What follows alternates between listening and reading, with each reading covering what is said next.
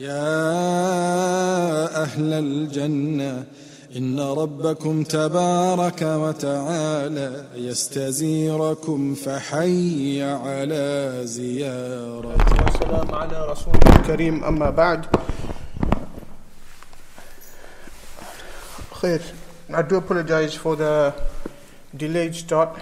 A few technical issues. But khair, inshallah, today, before we begin with today's topic, I wanted to quickly go through the chapters we went through last week.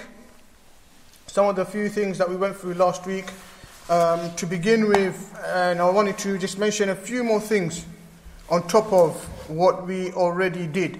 So last week we finished on, who can remember? Who remembers? What chapter did we stop on? Chapter Wudhu. Okay, what was the last thing we did? Don't be looking at your notes now. You should be reading your notes throughout the week. The last thing we did was you spoke about the miswak. Okay, we spoke about the miswak, yeah? So, but before just going back to that a bit, we mentioned with regards to the categories of water and what we have here and what the Musannif has already mentioned. And we said there was four categories of water, and they're here. So I wanted to just speak just a little bit more on impure water. Okay, impure water. So this type of water, when do we consider water to be najis, or when do we consider it to be impure? Naam. When water is in direct sunlight. He just said when water is in direct sunlight. Anyone want to? Or warm, heated through direct sunlight. But that doesn't make it najis. If it's mixed with urine. No, so that doesn't make it najis. We said that was the second type of water, which was it's pure and it's purifying, but it's makruh to use it to purify oneself. But with regards to impure water, our school has divided water into two categories. There's a small amount and then there's a large amount of water. And remember we said anything above the kullatayn, which was above 216 liters of water. Anything above 216 liters of water is considered to be a large amount of water. Now anything of course less than that is considered to be a small amount of water. Now with regards to the small amount of water, so if we look on the right hand side, let me see if everyone can see. Is that better, yeah? So if we look on the right hand side, so with regards to small water, we mentioned that just with mere contact with any filth, it will become najis. Okay? This type of water, so water, say for example you've got a bucket of water and some najasa goes in there, whatever kind of najasa, it will render this water impure even if it doesn't change in its qualities. And its three qualities that we look out for are what? Who remembers? Smell, taste, and color. Now somebody, I think last week did I mention how do you come to understand? How can one know that the water is najis? Now how would you know that it's changed? You can see it. So remember we gave an example, if I remember last week, with regards to like wudhu. When we do wudhu, did I mention it? When we do wudhu, the way Allah subhanahu wa ta'ala has designed, made the religion is such that when you're washing your face, you get to see the water. So you could see whether it's changed color or the qualities have changed. Or when you're about to rinse your nose, you get to smell the water. And if you're meant to rinse your mouth, you get to taste the water. So when you're about to do wudhu, for example, you'll get to understand if the water is, or you get to know if the water is najis or not. But there's an exception over here when najasa falls into a small amount of water. And the exception is with small insects, so like flies, ants and the such, due to them not having any flowing blood. Due to them not having any flowing blood, the ulama have said that these are an exception. So it's permissible, the water remains pure. But if the quality changes, it will be rendered impure. I hope that's clear with everyone. Yeah? And then we said with regards to the large amount of water, anything above 216 liters, this water will only become impure if one of its qualities change. Okay, so again I gave an example of a bathtub. I don't know, I would assume it's more than 216 liters, a bathtub. You're bathing your baby inside, your kid urinates inside. But the water does not change any of its qualities. The water will still be rendered as pure. Would it be pure or would it be purifying? What would it be? Purifying. We've got purifying and we've got pure. Which one is it? It's pure because you can't use it. Yeah. No. You can 260. It will remain as tahurun. Not tahir, but tahurun. Yeah, if it's above 216 and none of the qualities change, this water will still remain purifying. But obviously, alhamdulillah, we've been blessed with enough water, tap water and so on. So it would be best for one to actually do wudu again. But that's just a ruling that we will need to understand. So we'll look at the qualities of this water. If the quality has changed, then it won't be classed as purifying and one cannot use it. And the evidence for this is Rasulullah sallallahu alaihi wasallam saying, إِذَا كَانَ الْمَاءُ كُلَّتَيْنِ لَمْ يَحْمِلِ الْخَبَثِ. So the Prophet alayhi salatu wasallam, he said, when water reaches the level of kullatayn, and which we said is about 216 liters of water, it will not carry any filth, meaning it will remain pure. And in the narration of Abu Dawood, he says, فَإِنَّهُ لَا يَنْجُسُ, and this water does not become impure. So, because we understand that anything above kullatayn does not become impure, can you see that now? So anything above kullatayn does not become impure. The ulama, they say the opposite is understood to mean that anything below kullatayn, it will become impure. So this is the evidence to this principle of kullatayn. Okay, khair. Now, one is to ask a question like in najasa. So say you've got water less than 216 liters and it picks up najasa in it. Can we purify this water? Say najasa falls in or there's najasa in it. Can we purify this water? Yes? No? Would you put it through a filter? Put it through what? A filter? No, man, not everyone has filters. I don't even have one myself. No, I'm saying just for example, for argument's sake, you said can you pure it? So let's say, for example, the color changes. If you put it through a filter, you're not going to filter the color with the water, are you? It's going to go through. Yeah, so filter won't work. So filter may work when you've got a jamid or solid impurity. It might work. But what about the color or the taste? Yeah, that's what I was going to say. Any ideas? You can. So the way to purify it is you will add more water on top to make it more than 216 liters of water. So if it becomes more than 216, we're still looking to the qualities now. Yes, go back to the hand. Yeah, go call it a life hack. Yeah, so 5-minute life hack, isn't it? So basically that, and then once it's over 216 liters, does it become pure straight away? No, the color has to change. What do we have to look into for? Those three things. Yeah, we have to look at these three qualities. Make sure none of them are present. If there is any of them present, the water will still be impure. Remember, anything above 216 and the qualities change, it will be rendered impure. Is that clear? Yeah? No questions? Khair. طيب. So, let me zoom out of this. Okay, and then we spoke about I just wanted to mention that the evidence is on this as well. Tanning the animal skin. Yeah?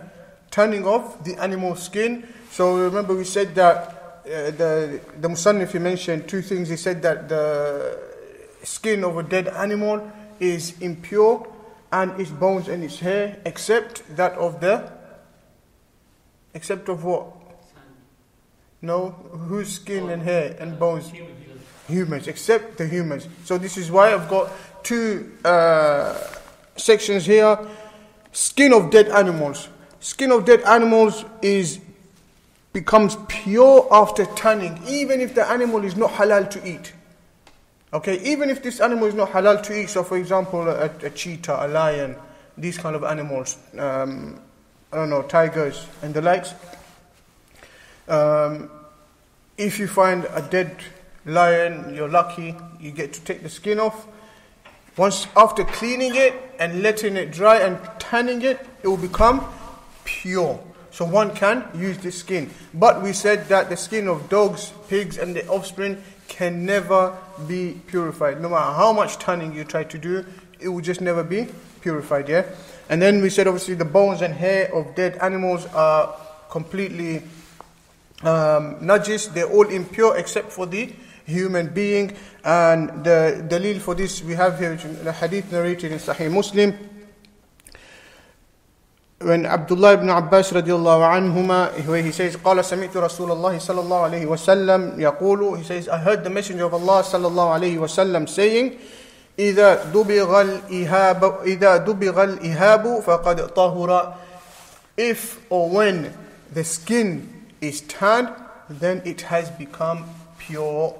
Now because the Prophet ﷺ left this statement open and general, this is why I said, even if the animal is not halal to eat, yeah, even if they're not halal to eat, you can use the skin after it has been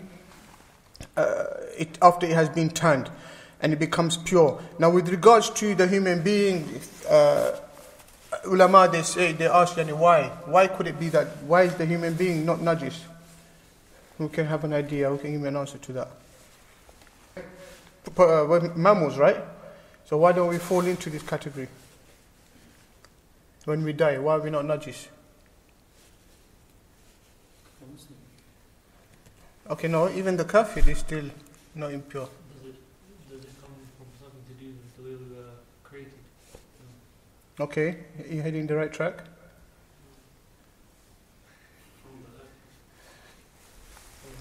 So, but is all the earth pure at all the time?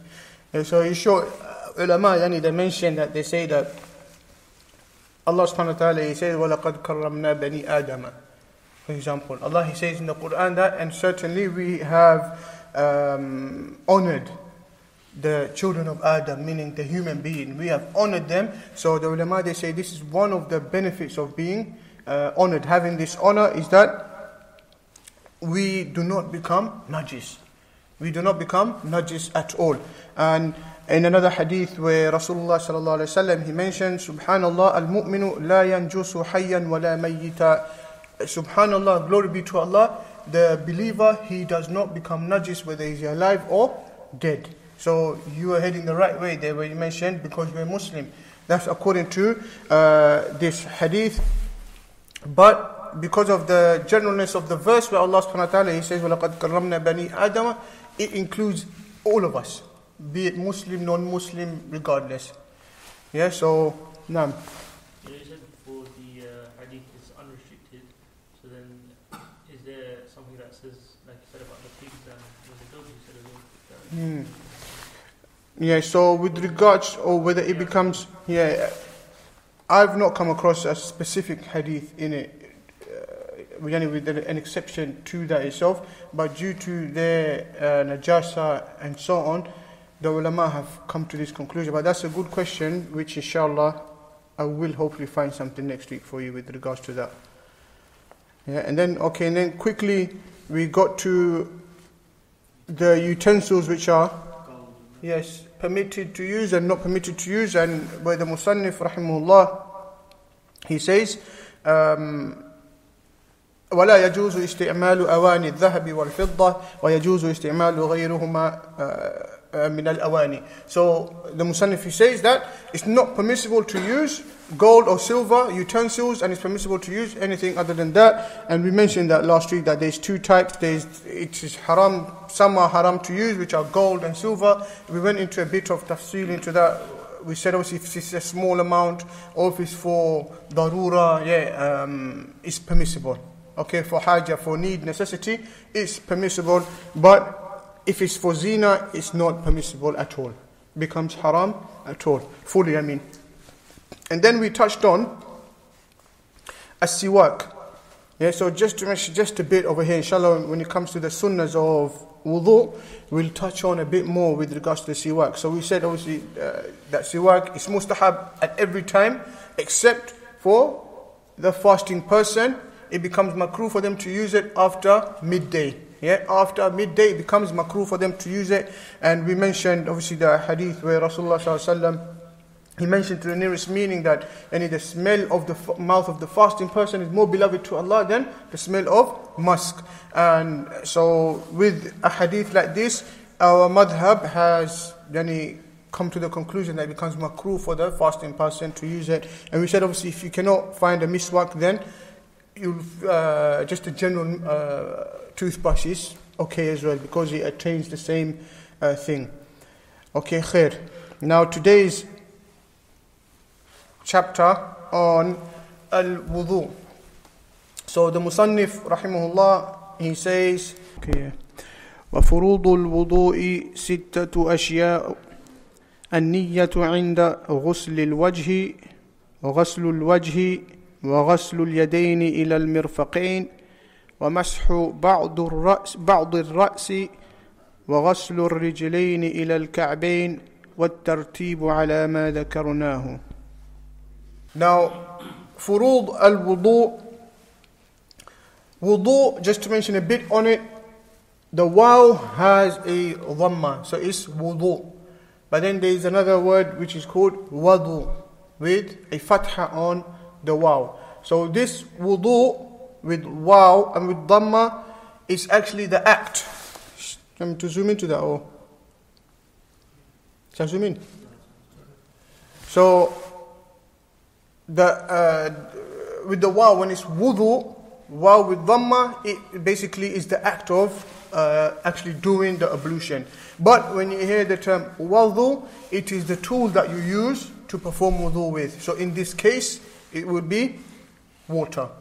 And in another case, of course, pure sand, if you're doing tayammum and the likes.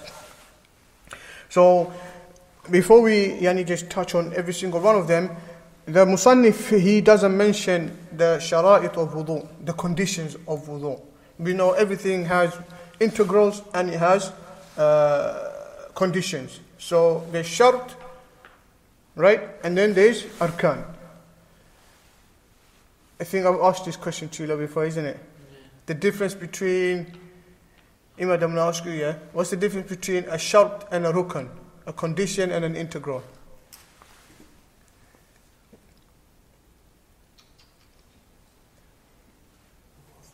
Go on. One of you, would you know? No, relax. Hey. Do any of you know? Difference between a shart and a rukn.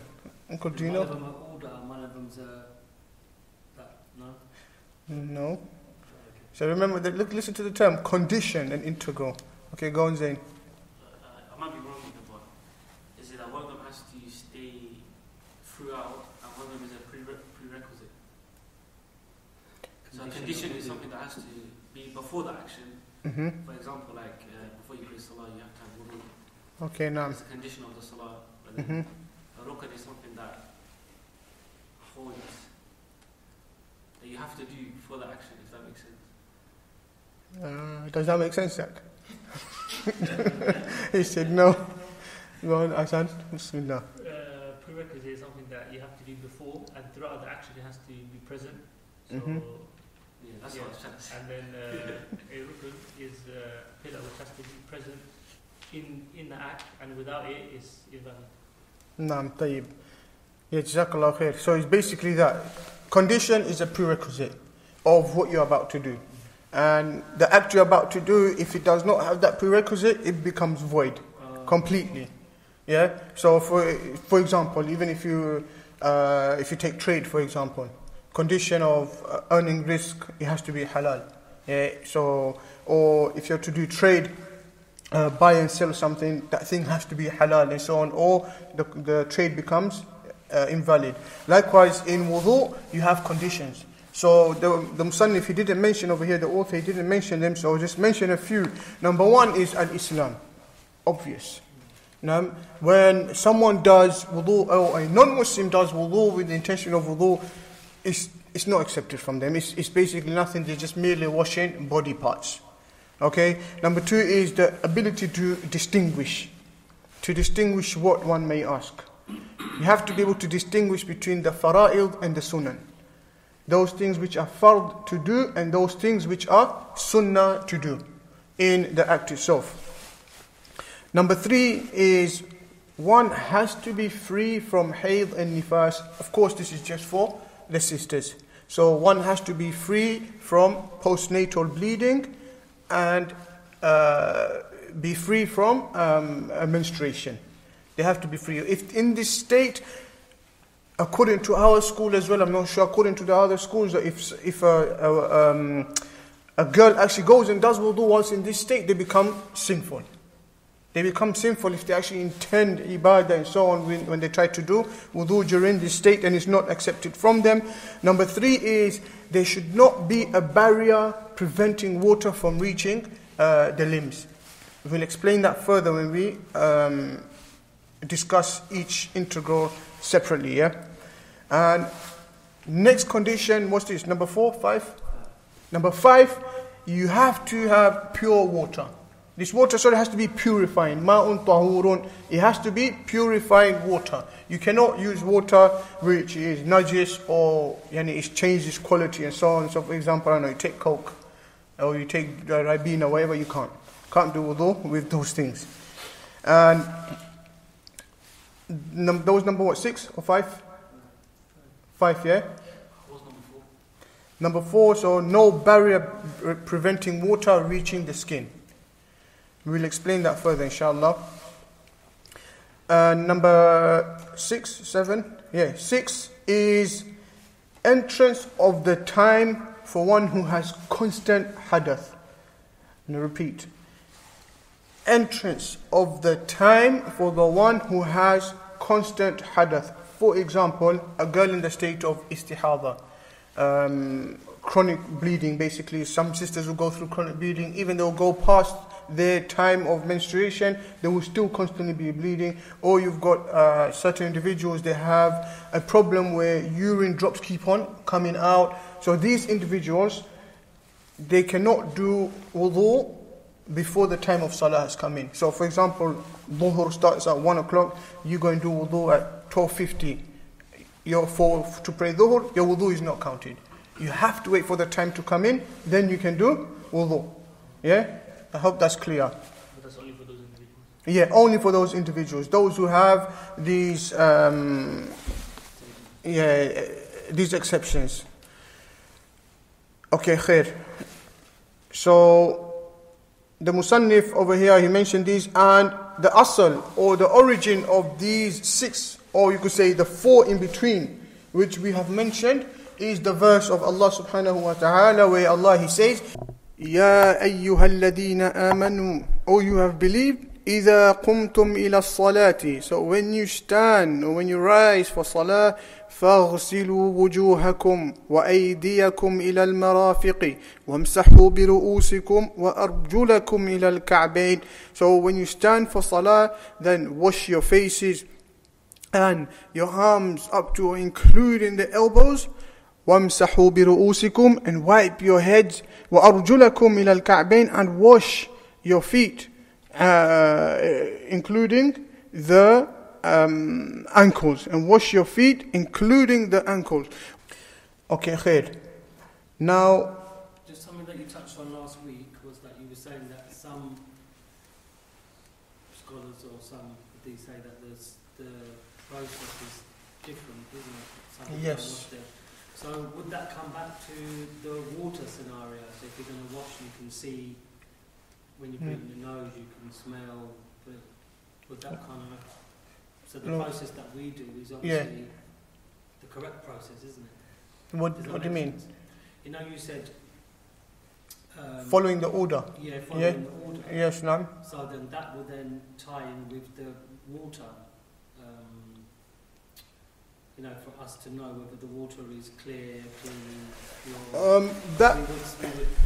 That won't exactly be linked to this verse itself.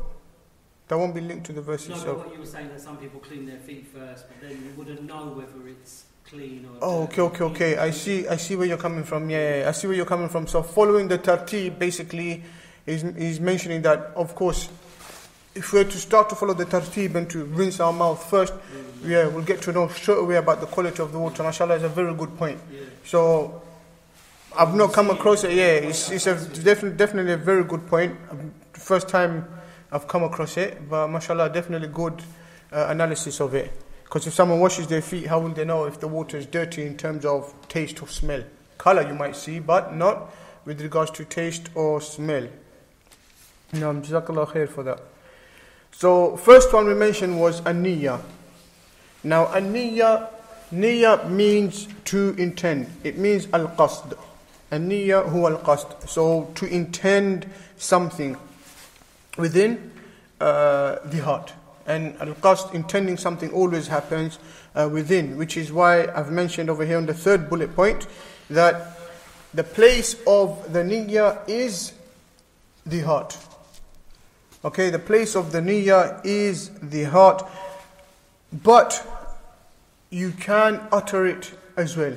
So many of our ulama in our madhab, they say actually uttering the niyyah is recommended because it kind of helps what is in the heart. For example, it's happened quite a few times where you find people will stand up, you're about to pray Asr or something, but you intend Dhuhr.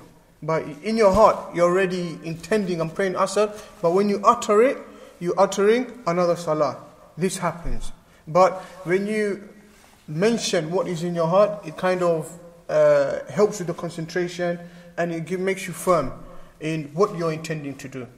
Okay, so it helps what is in the heart. And if you may look at the last bullet point which I mentioned, a condition of niyyah is certainty and firmness. And what we'll get to that inshallah once we go down the bullet points. Now, a niyyah, we know that with this ikhlas and so on, this is what the ulama, the salaf would always begin. The salaf would always begin all of their writings with the famous hadith of إِنَّمَا الْأَعْمَالُ بِالنِّيَّاتِ, which we have right there. The ulama, they would always, so that in green, I hope it's clear enough. So that in green, إِنَّمَا الْأَعْمَالُ بِالنِّيَّاتِ وَإِنَّمَا لِكُلِّ امْرِئٍ مَّا نَوَى إِلَى الْآخِرِ. So until the end of the hadith, ulama will always begin with this. This was to serve as a reminder for them. With whatever work they're about to do, whichever writing they're about to do, they would write this to remind themselves that just remember what you're doing, because you will only be rewarded for what is correct in your intention. So they will always mention this. Now, the niyyah, the intention, is what separates or differentiates or distinguishes between a habit and a worship. So in Arabic it's called ibadah and adah.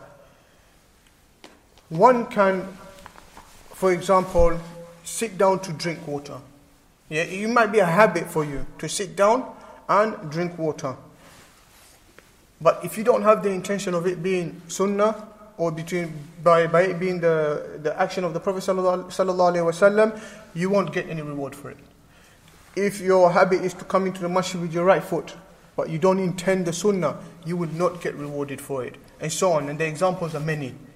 Okay, examples of this are many. And Imam Nawawi rahimahullah, he says that there is no prescribed deed which is in Sharia that is linked to a reward or a punishment except by intention.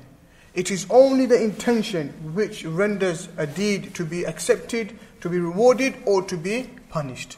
Only the intention. Now, this hadith, إِنَّمَا الْأَعْمَالُ بِالنِّيَّاتِ وَإِنَّمَا لِكُلِّ امْرِئٍ مَا نَوَى. Now,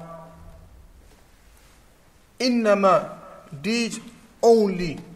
Okay, this innama in the Arabic language, yani it shows exclusiveness to the act. That your deeds will only be depending on your intention. And if that's not good enough, the Prophet ﷺ, he carries on, he says, وَإِنَّمَا لِكُلِّ امْرِئٍ مَّا نَوَى. And a man or a person will only be rewarded for that which they intended. So if you intended wudu, you'll be rewarded for that. But if you don't intend for wudu, you will not get the reward for that. That's why you'll have the other ulama, the other schools, they say, no, niyyah is not a must. But if you do it, you get rewarded for it. If you don't, there's no reward. Okay, so if there's no reward, no. So I've heard some people say, oh, like, if they have a shower, they come out and say, oh yeah, I have wudu. No. But does that mean that obviously they have to be wudu in the shower for them to have wudu? To intend wudu, because you have to intend wudu. And you also have to do tartib in it, like have the order of wudu. So that's according to our school. Tartib is a must.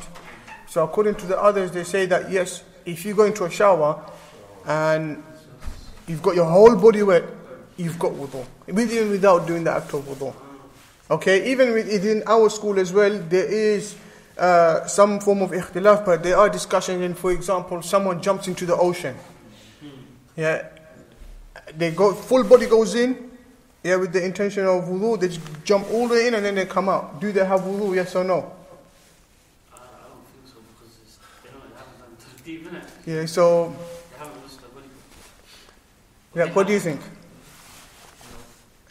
Yeah, so there is basically, if reading the works of Imam Nawawi and the likes, rahimahullah, they say, look, it depends on how they go into the water. Yeah, it's if they go in feet first, they don't have wudu because tartib is missed.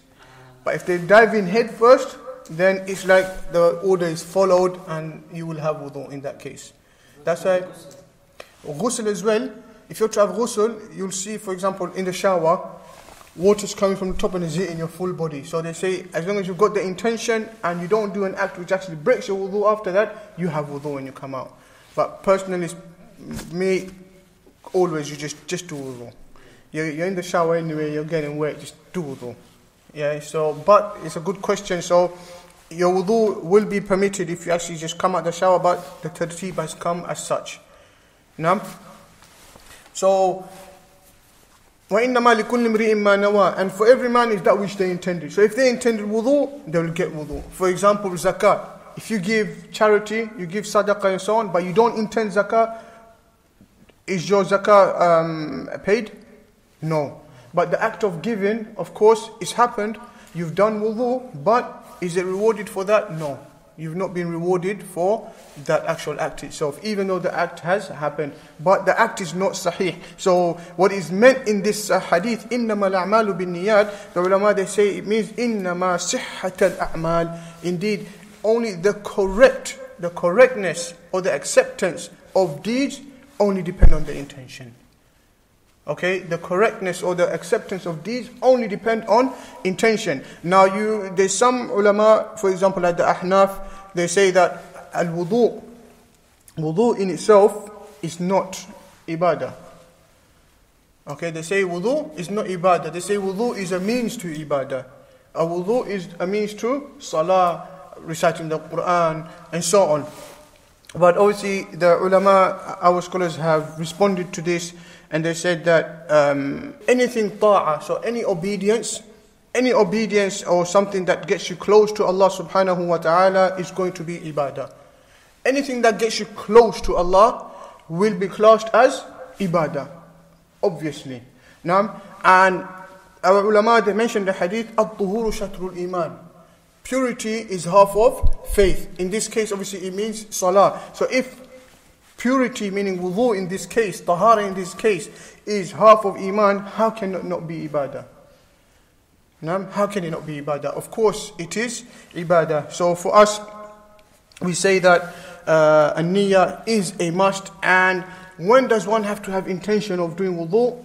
It's the minimum, or the minimum point is at the point of washing the face. So when you're washing your face at the time of wudu, you have to have made your intention of wudu at this stage.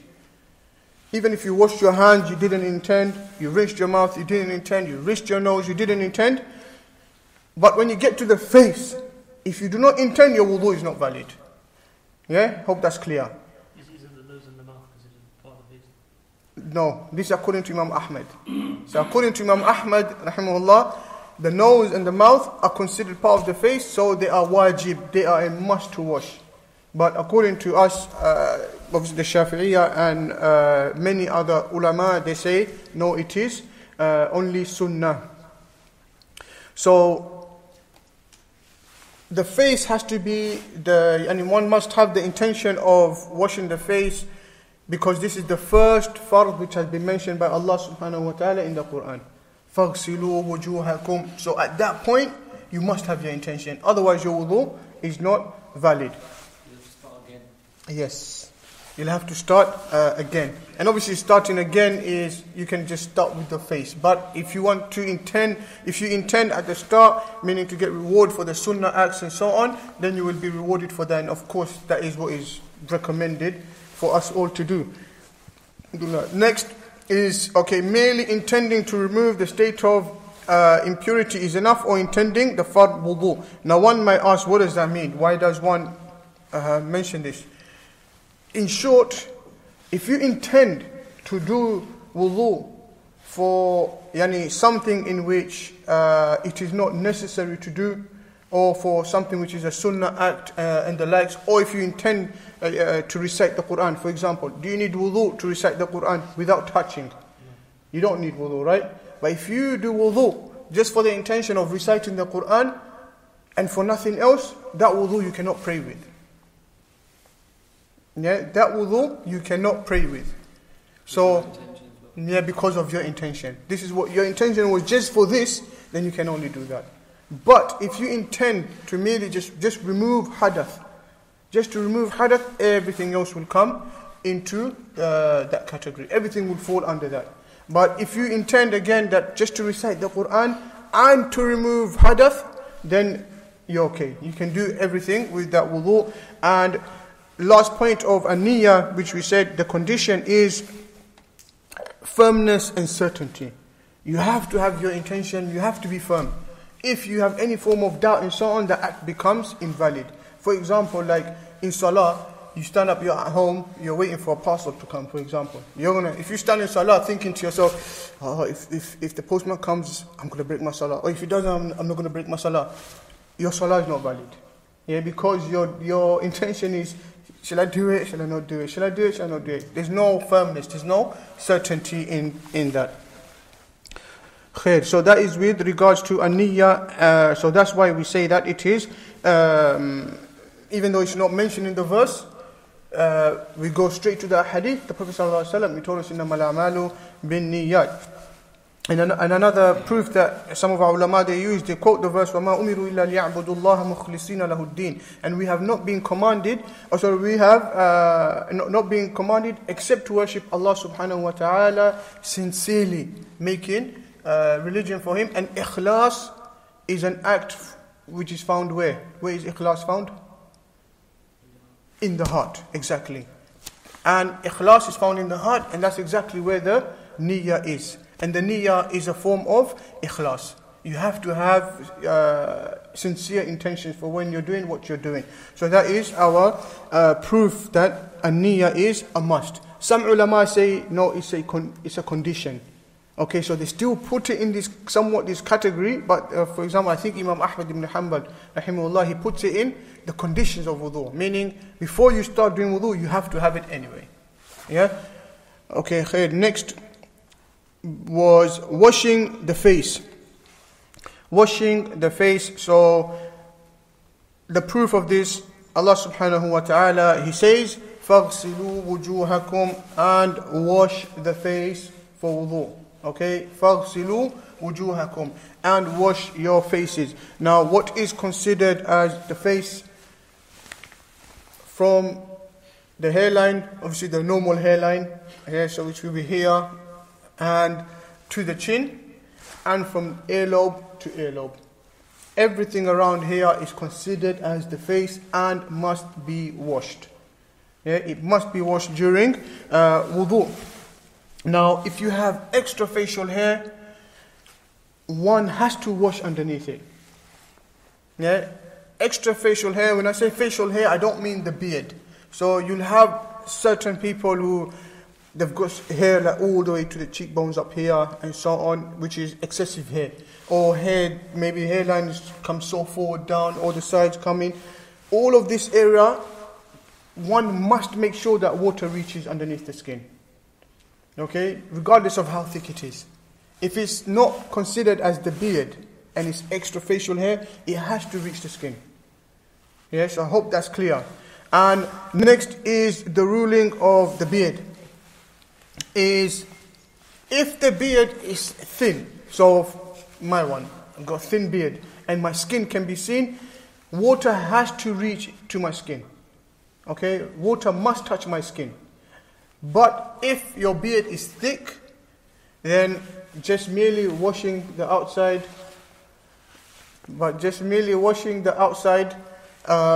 is fine for the thick beard. And obviously, with regards to the ruling of the beard, we all know what the ruling is. Yeah, so I'm not going to go into that discussion. Okay, khair. So once someone has done that, so basically you've washed from the hairline all the way around to the earlobes, to the chin, and water has reached the skin, then only then your face is considered to be washed. Next is the washing of the arms. And the evidence again is in that same verse where Allah subhanahu wa ta'ala, He says, وَأَيْدِيَكُمْ إِلَى الْمَرَافِقِ. Yeah, and wash your hands or your arms up to the elbows. And with regards to washing of the arms, one has to wash from the fingertips. Okay, from the fingertips all the way to the elbows. Because unfortunately you've got some people, they feel like, or they think that just because they've washed their hands at the beginning, they perform wudu by washing from their, when they get to their arms, they wash the wrist up to the elbows, thinking that, oh, just this bit's already been washed. And if one does that, their wudu is not valid. Because the start of washing the hands is an act of what? Sunnah. Okay, this is why we mentioned that it's important with the conditions of wudu that one has to know, has to be able to differentiate between the compulsory acts of wudu and the sunnah acts of wudu. One has to know these. It's so important. So when washing the arms, you have to wash from the fingertips to the elbows, and water must reach the skin and nails. So if you've got DIY people and so on, you've got paint, oil-based paint on your skin, or you've got nail polish on for whatever reason, you've got fake nails on, all of these things prevent water from reaching the skin. So before you actually perform wudu, these things have to be removed. Okay, they have to be removed. And even if you've got excessive Vaseline on, you have to take that off as well. If you've got a lot of Vaseline on, because of its material, its characteristics, is oil. Yeah, you have to try and take it off, this Vaseline, in order for water to reach the skin. No? So water, one must make sure. And when we say the nails as well, we're talking about even underneath the nails. Yeah, even underneath the nails, water must reach there. So if you've been doing, I don't know, gardening work or DIY work and you've got a lot of mud underneath and so on, you have to make sure you take all of that off before you can be classed to have washed your arms as you should. And then after this we've got wiping of the head, as Allah subhanahu wa ta'ala, He says, وَامْسَحُوا بِرُؤُوسِكُمْ, and that is the evidence. So, and wiping your heads as part of wudu. Now, minimum requirement, some ulama, they say only a quarter of the head is a must. But according to our madhab, we say even a few strands of the hair is sufficient for you to fall into this category, to have completed this. Even a few strands of hair. But most important thing to this is that the water must reach the scalp. The verse says, وَامْسَحُوا بِرُؤُوسِكُمْ, and wipe your heads, not wipe your hair. Because you'll find some people, unfortunately, once they've got long hair and so on, or even girls with long hair, when they're doing wudu, they don't want to take their scarf off, they'll grab the tail or the long part or one part of the hair, just pull it aside and they'll just wipe the edge, which wudu is not correct. Even for guys with long hair, you'll find some, they just wipe the top. Wudu is not correct. Water must reach the scalp. Okay, water must reach the scalp. And with regards to wiping of the head, wiping over the amama is, or the imama is permissible to do so, because the Prophet ﷺ, he did so. But with regards to the evidence here, which is narrated in Sahih Muslim, that أن رسول الله صلى الله عليه وسلم توضأ ومسح بناصيتها وعلى إمامته وعلى إمامه. So the Prophet ﷺ, he wiped on his forelock. So this is the nasiyah, this part of the head, right at the start of the hair, he actually wiped that bit first, and then the rest he went over his imama. So you find people, when they wear the imama, they don't want to take it off, they'll just wipe over it just like that. But that is not permissible. Some of the water has to get to your scalp, unless it's for medical reasons, you've got a bandage over your head and so on, then that's okay. Because obviously some try to do qiyas or analogy on wiping of the feet when you wear khuf, or you don't have, nothing of your feet have to take it and so on. But that is different, because obviously the feet need to be washed, not wiped. Khair, last two inshallah, yeah? Last two inshallah, then we'll finish. And then washing of the feet, evidence to that is وَأَرْجُلَكُمْ إِلَى الْكَعْبَيْنِ. Okay, وَأَرْجُلَكُمْ. So this, the lam with the fatha, it means that this is linked to فَغْسِلُوا وُجُوهَكُمْ وَأَيْدِيَكُمْ. Okay, but if you look at wiping of the head is وَامْسَحُوا بِرُؤُوسِكُمْ. Okay, just a bit of the lugha over here, the أَرْجُلَكُمْ is got a fatha. Okay, which means that it is linked to washing. Because you'll find some, they say, no, you can just wipe over the feet. But that's not correct. You cannot wipe over the feet. You have to wash them. Now, and so you have to wash from the toes up to and or including the ankles. And just like the arms, the water must reach the skin and must reach underneath the nails. Okay, so if you've got anything that's stopping water from reaching it, that's fine. Now, with regards to water reaching the skin, you have some that might say, what if those that have tattoos? What's their ruling? Does water reach the skin if you've got tattoos? Yeah.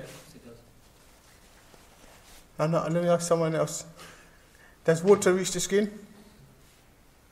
Okay, we've got no, we've got yes. Does water reach the skin when you have tattoos?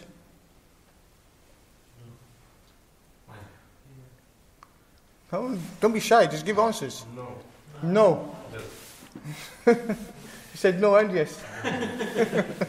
Okay, bismillah, why yes? Because the tattoo is under the first layer of the skin. Yeah. Not on the surface of the skin. So Yeah.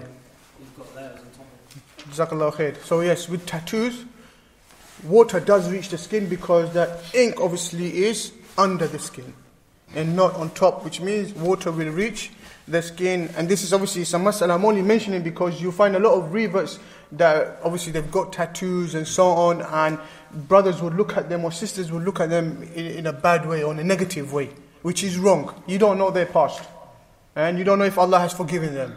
So we have to be very careful with how we think or what we think, especially regarding Muslims and so on, as Allah subhanahu wa ta'ala told us in the Quran, إِنَّ بَعْدَ الظَّنِّ إِثْمٍ.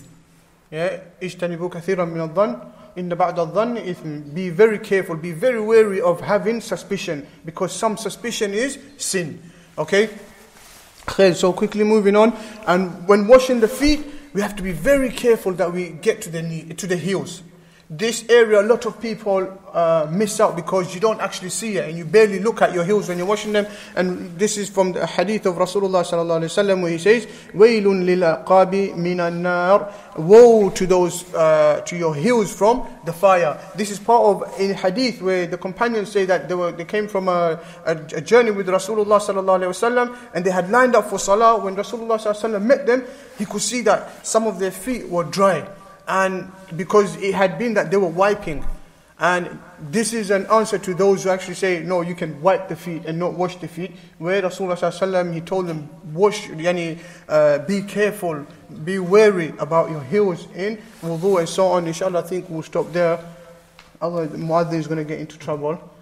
And then next week, bidnillah ta'ala, we'll finish with the last integral of wudhu. Any questions before we close up? You have none. The wiping, you talk about without socks on. Yeah, so this is bare feet, no socks. Yeah, with no socks. So, What's the difference between washing and wiping then? Because I don't think you mentioned it. because with regards to washing, of course, the whole foot has to be immersed in water. But wiping, you could just take water a bit and just go on top. So you see what you do with masah on khuffain? Some would do that over the skin, just over the skin, over bare feet. So, but with the verse itself, it says wash. Yeah, it has to be completely immersed, and this is what washing actually means.